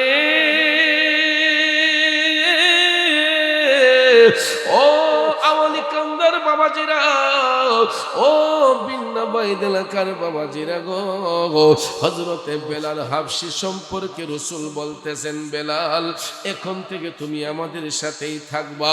নবীজি হাত মুবারক বুলাইয়া দিলেন, বেলাল হাবশীর শরীরের সমস্ত দাগ চলে গেল, সুস্থ হয়ে গেলেন, আমার নবীর গোলামি করতে শুরু করলেন। সুবহানাল্লাহ কন্নাম। নবীর গোলামি করতে করতে আমার রাসূল হঠাৎ একদিন বললেন, বেলাল এখন থেকে তুমি 5 ওয়াক্তের আযান প্রদান করবা। নবীর গোলামি করে হযরতে বেলাল মুয়াজ্জিনের দায়িত্ব পেয়েছেন। সুবহানাল্লাহ বলবেন না? যেই বেলাল কথা বলতে গেলে মুখে কথা বেজে যেত, ইশকে মুস্তাফার প্রেমে পাগল হওয়ার কারণে, নবীর গোলামি করার কারণে আমার রাসূল হযরতে বেলাল হাবশীকে মুয়াজ্জিনের দায়িত্ব পালন করলেন। মুয়াজ্জিনের সম্মান আছে না নাই? আমরা দেশে তো অনেকে মনে করে সবচাইতে নিম্নমানের চাকরি মনে মুয়াজ্জিনের চাকরি। ইমাম সাহেবের বেতন যদি 15,000 হয়, মুয়াজ্জিনের বেতন হয় 7,000। ইমাম সাহেবের যদি 10,000 টাকা বেতন হয়, মুয়াজ্জিনের বেতন হয় 3,000। এবং যদি বলে আমি মসজিদের মুয়াজ্জিন, অনেকে মনে করে যে সাধারণ একজন মানুষ ছোটখাটো একটা চাকরি করে, এরকম ধারণা আমরা করি। বাবাজিরা শুনুন, মুয়াজ্জিন এমন একটা সম্মানিত নাম, মুয়াজ্জিন এমন একজন সম্মানিত ব্যক্তি। হাদিস শরীফে রাসূল বলেছেন, হাসরের ময়দানে সমস্ত আত্মা যখন হাসরের মাঠের মধ্যে দাঁড়াইব গো, এমন সময় রাসূল বললেন কিছু কিছু লোক থাকবে যাদের গলা থাকবে লম্বা লম্বা। দেখবেন একটা পশুর পালে যদি বড় একটা চানকোপাল্লা গরু থাকে, সবটির ভিড়ে দেখবেন এই চানকোপাল্লা গরুটারে দেখা যায়, ঠিক না ঠিক? হাসরের মাঠে সবাই যখন দাঁড়াবে, আমার রাসূল বলেছেন কিছু কিছু ব্যক্তি থাকবে যাদের গলা থাকবে লম্বা লম্বা, এবং তাদের কপালের মধ্যে এই রকম তারার মতো নূরে ঝলঝল করবে। সাহাবায়ে কেরাম বলেছেন, ইয়া রাসূলুল্লাহ এরা কারা? তখন আমার নবী বলছেন এরা হলো মুয়াজ্জিন। এরা কি? রাসূল বলেছেন এরা হবে মুয়াজ্জিন। হাসরের ময়দানে মুয়াজ্জিন সাহেবদের গলা লম্বা লম্বা হয়ে যাবে, এদের টোল ফিগার হয়ে যাবে। বানাইবে কে? এদের গলা গলা লম্বা হয়ে যাবে, এদের বডি ফিটনেসটা সবার ভিড়ে লম্বা থাকবে, কারণ এরা আজানের ধ্বনি দিয়েছে, মুয়াজ্জিনের দায়িত্ব পালন করেছে। এই জন্য রাসূল বলেন হাসরের মাঠে মুয়াজ্জিনের গলা থাকবে সবার উপরে। তাইলে বাজান সম্মান আছে না নাই? এই দেশে যারা লাখ লাখ টাকা বেতনের চাকরি করছে, মুয়াজ্জিন সাহেব যে নিম্ন বেতনের চাকরি করছেন, হাসরের মাঠে গিয়ে দেখা যাবে ওই লাখপতি কোটিপতির চাইতেও একজন মুয়াজ্জিনের সম্মান আল্লাহর দরবারে অনেক বেশি। কথা কোন ঠিক কিনা? ওয়ালি কামদার বাবাজিরা, রাসূল বলেন আমার বেলাল এখন থেকে মুয়াজ্জিনের দায়িত্ব পালন করবে। হযরতে বেলাল এই কথা শোনার পরে নবীজির কদম মুবারকের পাশে গিয়া কয়, নবী গো আমি দায়িত্ব পালন করব ইয়া রাসূলুল্লাহ, তবে আমার একটা অনুরোধ। আমার রাসূল বললেন কি সেটা? হযরতে বেলাল ডাক দিয়ে কয়, নবী গো আমি যখন আজানের ধ্বনি দিতে যাইয়া আশহাদু আন্না মুহাম্মাদার রাসূলুল্লাহ যখন বলবো, ওই মুহূর্তে যেন আমি আপনার দিদার নসিব করতে পারি। নবী গো আমি যেন আপনার নূরানি চেহারা মুবারক দেখা দেখা আশহাদু আন্না মুহাম্মাদুর রাসূলুল্লাহ বলতে পারি, এইটুকু আমাকে আপনি অনুমতি দেন ইয়া রাসূলুল্লাহ, এইটুকু আমাকে আশ্বস্ত করেন। আমার নবীজি ডাক দিয়া বলতেছে, আমার নবীজি ডাক দিয়া বলতেছে, বেলাল ঠিক আছে, এখন থেকে তুমি যখন আজান দিবা আশহাদু আন্না মুহাম্মাদুর রাসূলুল্লাহ বললেই আমি নবীকে তোমার সামনে দেখতে পাবা। আমার যুবক বন্ধুরা বাবাজিরা গভীর মনোযোগ মনোযোগ। হযরতে বেলাল আযান দিচ্ছেন। আযান দেওয়ার পরে আশহাদু আন্না মুহাম্মাদুর রাসূলুল্লাহ যখন বলতেন, আমার নবীকে সামনে দেইকা হযরতে বেলাল আশহাদু আন্না মুহাম্মাদুর রাসূলুল্লাহ বলতেন। জোরে কন্যা সুবহানাল্লাহ। বাবাজিরা আমার, গভীর মনোযোগ। প্রতিদিনের ন্যায় 5 ওয়াক্ত আযান যখন হযরতে বেলাল দিতেন, আশহাদু আন্না মুহাম্মাদুর রাসূলুল্লাহ বললে আমার নবীর সামনে পাইতেন। সুবহানাল্লাহ কোন। আমরা নবী নবী কইয়া কান্দি, বলেন তো কয়বার কয়দিন নবীরে দেখছে? নবী নিয়ে মারামারি করি, দ্বন্দ্ব করি, ফেসাদ করি, কিন্তু একটা বার তো নবীরে দেখলাম না। একবার যদি নবীর দিদার নসিব হয়ে যেত, জাহান্নামের আগুন তার জন্য হারাম হয়ে যেত। আব্বাজিরা আমার, বেলাল প্রতিদিন যখন আযান দিচ্ছেন, আযানের ধ্বনি দেওয়ার সঙ্গে সঙ্গে হঠাৎ একদিন বেলাল ফজরের আযান যখন দিলেন, ফজরের আযান দেওয়ার পরে যখন তিনি আশহাদু আন্না মুহাম্মাদুর রাসূলুল্লাহ বললেন, দেখে আমার দয়াল নবী সামনে নাই। ভাবলেন বেলাল হয়তো কোনো কারণে রাসূল আজকে আসতে পারেন নাই। যোহরের আযান দিলেন, আমার নবী সামনে নাই। আসরের আযান দিলেন, রাসূল সামনে নাই। মাগরিবের আযান দিলেন, নবী সামনে নাই। এশারের আযান দিলেন, আমার নবীরে না পাইয়া আর তো বেলালের মনে শান্তি নাই। বেলাল মদিনার অলিতে গলিতে হাঁটতেছে, মদিনাবাসীরে ডাক দিয়া কয়, মদিনাবাসী রে, আরে ও মদিনাবাসী রে, তোমরা নিদেই কাছো ও নবীরে। বেলাল এত ভালোবাসতেন আমার নবীজিরে, কেউ হযরতে বেলালকে ঠিকানা বলে না যে আমার নবী সবুজ গম্বুজের নিচে আরামে চলে গেছেন, রওজা শরীফে রাসূল আরামে গিয়েছেন। এই সংবাদ যদি বেলাল শুনতে পায়, হয়তো কোনো কারণে আর আযান দিবে না। আর বেলাল যদি আযান না দেয়, মদিনার কচি কচি শিশু বাচ্চারা মায়ের স্তনের দুধ পান করে না, খাবার দাবার ছেড়ে দেয়। দেখবেন বর্তমানেও আমাদের দেশে অনেক মারা মোবাইলের মধ্যে কার্টুন সাইরা বাচ্চাদের খাবার দেয়, মোবাইলের মধ্যে গান বাজাইয়া বাচ্চাদেরকে খাবার দেয়।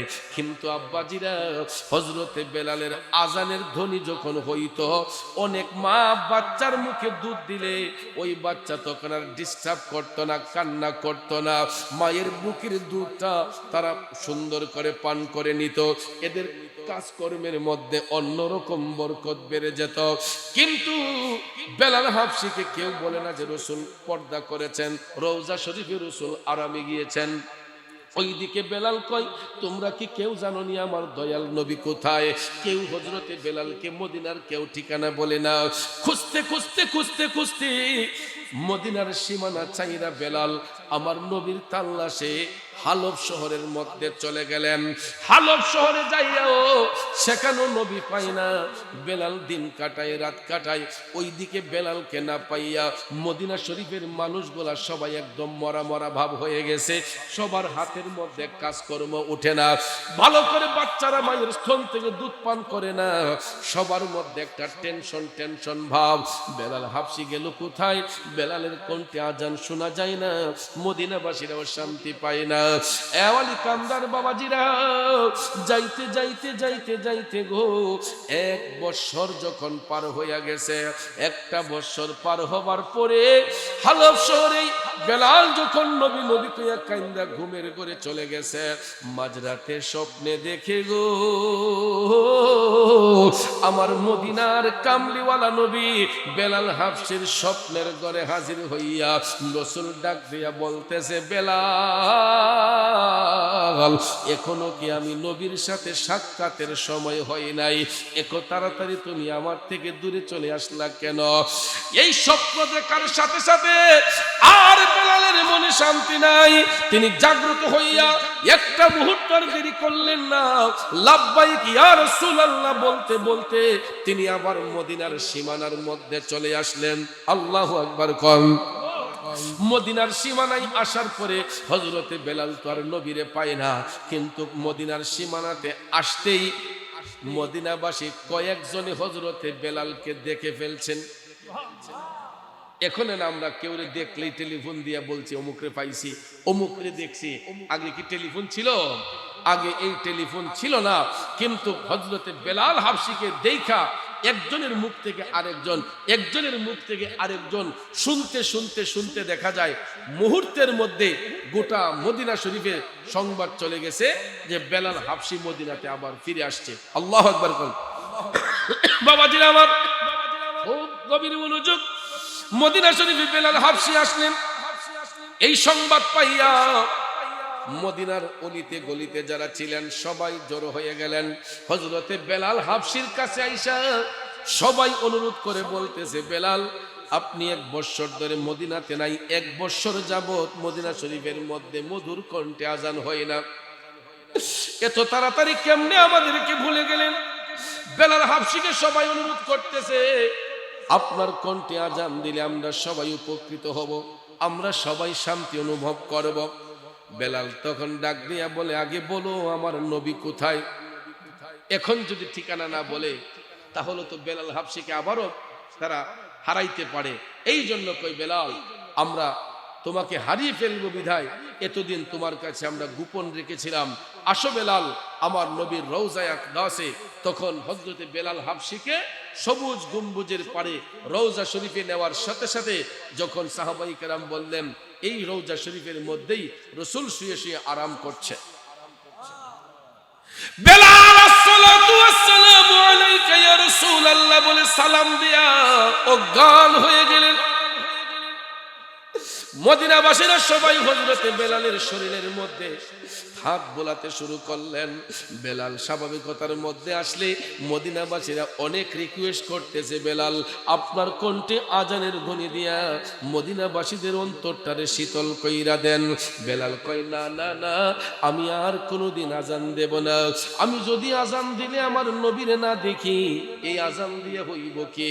আমি তো প্রতিদিন আজান দিলে এই মিনারায় দাঁড়াইয়া আজান দিলে আশহাদু আন্না মুহাম্মাদুর রাসূলুল্লাহ বলে আমার নবীরে দেখতাম। আজকে যেহেতু নবী দেখবো না, তাইলে আর আজান আমি আর দেব না। এই বইলা বেলাল কারো কথা শুনে না। এক পর্যায়ে মদিনাবাসীরা সবাই মিলিয়া চলে গেলেন আমার নবীর কলিজার টুকরা নাতি হযরতে ইমাম হুসাইন রাদিয়াল্লাহু তাআলা আনহুর কাছে। সুবহানাল্লাহ। আমার নবীর নাতি জান্নাতি যুবকের সরদার হযরতে বেলাল হাবশি, হযরতে বেলাল হাবশিকে রিকোয়েস্ট করার জন্য মদিনাবাসীরা সবাই মিলিয়া ইমাম হুসাইন রাদিয়াল্লাহু তাআলা আনহুর কাছে যাইয়া বলতেছে, হুসাইন আপনি নবী বংশের আওলাদ, আপনি আওলাদে রাসূল, আপনি আহলে বায়াতের অন্যতম সদস্য, আপনার কাছে আমরা একটা অনুরোধ নিয়ে এসেছি। হযরতে হুসাইন বললেন, সেটা কি? তখন মদিনাবাসীরা কয়, বেলাল হাবশি মদিনা শরীফের মধ্যে আবার ফিরে এসেছেন, কিন্তু আমরা অনেক রিকোয়েস্ট করতেছি বেলালের কণ্ঠে আজান শুনতে পাই না। যেহেতু আপনি নবীর কলিজার টুকরা নাতি, যদি আপনি একটু অনুরোধ করেন, আপনি একটু রিকোয়েস্ট করলে হয়তো বেলাল আপনার কথা কোনোদিন অমান্য করবে না। হযরতে হুসাইন রাদিয়াল্লাহু তাআলা আনহু বললেন, অবশ্যই অবশ্যই, আমি বললে পরে হযরতে বেলাল যদি আজান দেয় তাইলে তো আমার বলতে কোনো অসুবিধা নাই, অবশ্যই আমি বেলাল হাবশিকে অনুরোধ করব। এই বলিয়া ইমাম হুসাইন রাদিয়াল্লাহু তাআলা আনহু হযরতে বেলাল হাবশির কাছে যাইয়া বললেন, ও বেলাল আমার দিকে তাকান, আমি ওই হুসাইন, যেই হুসাইন আমার নবীর পিঠ মুবারকে বসতাম, আমি ওই হুসাইন, যেই হুসাইন আমার নবী নামাজে সিজদায় গেলে আমি হুসাইন নবীর পিঠ মুবারকে বসতাম, আমি ওই হুসাইন, যেই হুসাইনের গালে মুখে দিনের নবী চুম্বন দিতেন। আমি আপনাকে অনুরোধ করতেছি, মদিনাবাসীদের অন্তরটা শীতল হয়ে যাবে আপনার কণ্ঠে আজানের ধ্বনি শুনলে। এই কথা বলাতে হযরতে বেলাল ইমাম হুসাইনকে জড়াইয়া ধইরা কান্দে, ডাক দিয়া কয়, হুজুর, ও নবীর আওলাদ ইমাম হুসাইন, আপনি আমাকে অনুরোধ করবেন কেন? আপনি আমারে আদেশ করবেন। আপনার অনুরোধ নয়, আপনার আদেশ। আপনি আওলাদ রাসূল, আপনি নবীর বংশের আওলাদ। হুসাইন আমাকে আদেশ করেছেন, আমি এখন আজান দিতে বাধ্য। কারণ যেই হুসাইনের কষ্ট আমার আল্লাহ সয় নাই, যেই হুসাইনের কষ্ট আমার নবী সহ্য করে না, যেই হুসাইনের কষ্ট কোনো মুমিন সহ্য করে না, এই হুসাইনকে আমি বেলাল নবীর উম্মত হইয়া কেমনে কষ্ট দেই? আমি হুসাইনের কথা মোতাবেক আদেশ অনুযায়ী এখন আমি আজান দেব। এই বলিয়া হযরতে বেলাল আজান দেওয়ার প্রিপারেশন নিলেন।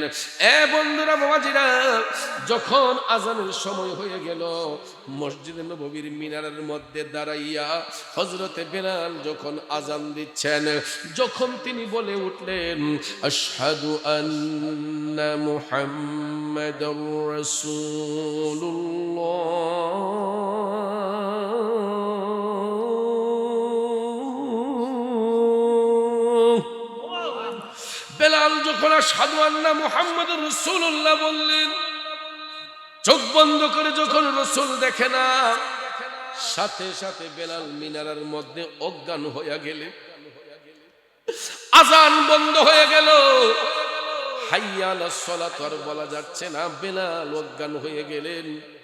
হঠাৎ করে বেলাল যখন অজ্ঞান হয়ে গেলেন, বেলাল হাফসি বলতেছেন, আমি দেখেছি তখন রওজায়ে আতহার থেকে আমার নবীজি হাত মুবারক বের করে আমি বেলালের পিঠে রেখেছেন। আর রাসূল যেন ডেকে বলেছেন, বেলাল, কে বলেছে আমি তোমার আজানের ধ্বনি শুনি না? আমি অবশ্যই তোমার আজানের ধ্বনি শুনতেছি। কারণ নবীরা মরে না, আল আম্বিয়াউ আহইয়াউন, সমস্ত নবীগণ জিন্দা, ফি কুবুরিহিম, আপন আপন রওজা শরীফে, ইউসাল্লুনা, তারা নির্দিষ্ট টাইমে সালাত আদায় করেন। কথা কোন ঠিক কিনা? এই জন্য ভাইয়েরা আমার, বেলাল হাফসিকে রাসূল দিদারের মাধ্যমে আমার নবী রহমতের হাত বাড়িয়ে বেলালের পিঠে হাত বুলিয়ে বলতেছেন, বেলাল, কে বলেছে আমি তোমার আজান শুনি না? আমি রাসূল অবশ্যই তোমার আজান শুনতেছে। বন্ধুরা আমার, বাবাজিরা, তারপরে হযরতে বেলাল আবার পুনরায় মিনারের মধ্যে দাঁড়াইয়া আজানটাকে সমাপ্ত করলেন, আজানটাকে পরিপূর্ণ করলেন। বন্ধুরা, বাবাজিরা, এই হলো হুব্বে মুস্তাফার প্রেম। যারা নবীর প্রেমে দেওয়ানা হয়, এরা জাহিরি চোখ দিয়ে আমার নবী দেখতে পায়, অন্তর চোখ দিয়ে আমার নবী দেখতে পায়। কথা বলেন ঠিক কিনা? আমরা জাহিরি চোখ দিয়ে যদি নাও দেখতে পাই, আল্লাহ যেন জীবনে একবার হলেও স্বপ্নের ঘরেও দয়াল নবীর আইনা দিদার নসিব করায়। বলুন, আমরা নবীর দিদার চাই কি চাই না? আরে নবীর দিদার যাদের নসিব হয়েছে, নিশ্চিত জান্নাতি তারা হয়েছে।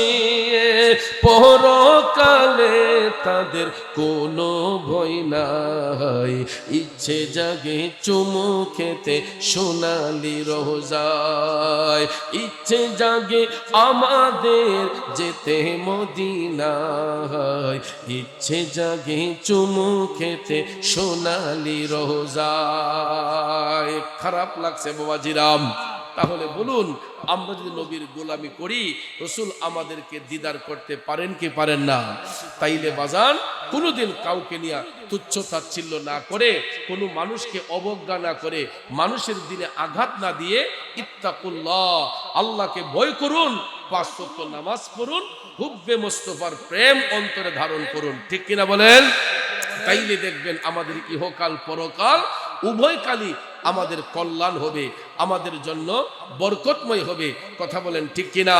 এই জন্য কোনোদিন কাউকে নিয়ে ক্রিটিসাইজ করবেন না, কারণ আল্লাহ রাব্বুল আলামিন বলেছেন হুয়াল্লাযী ইউসাউবিরুকুম ফিল আরহামি কাইফা ইয়াশা, যে তিনি সেই সত্তা যিনি মায়ের জরায়ুর মধ্যে তোমাদের আকৃতি গঠন করে দেন। লা ইলাহা ইল্লা হুয়াল আজিজুল হাকিম, তিনি ব্যতীত অন্য কোনো উপাস্য নাই, আল্লাহ ছাড়া অন্য কোনো মাবুদ নাই।